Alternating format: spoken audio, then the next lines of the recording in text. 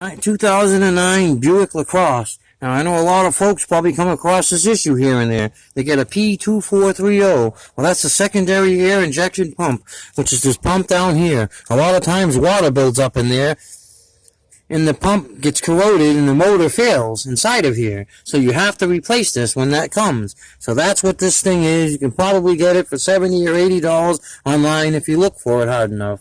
However, after you replace this pump here, you're more than likely going to receive another code. And the code's going to say something like, I forget what the code is, 0411 or whatever it is, but what the code pertains to is incorrect flow or pressure, or incorrect airflow ratio, or whatever, going through the secondary air system. Now what that is actually this valve back here. It is this secondary air injection valve. So when you get the incorrect flow or collapsed hose or whatever the code shows on your code scanner, it's more than likely this problem now.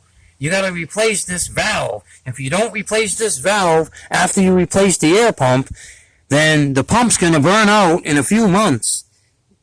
Maybe even sooner than that. So you want to replace this valve, which isn't cheap. It can go from $120 to $150, but that's your problem. And on some vehicles, you might not have California emissions. So you want to be careful when you're ordering this pump, this valve here, and make sure the valve is California emissions compliant before you order it. I see on my vehicle here, it shows it right here. It says California class, and it says PZEV. That means it's a California emissions vehicle. On the US EPA class standard, it says none available, which means that it's not a standard vehicle. It's California emissions compliant. So the valve could be different if you order the wrong one. So you want to make sure it's California emissions compliant if you see that while you're ordering it.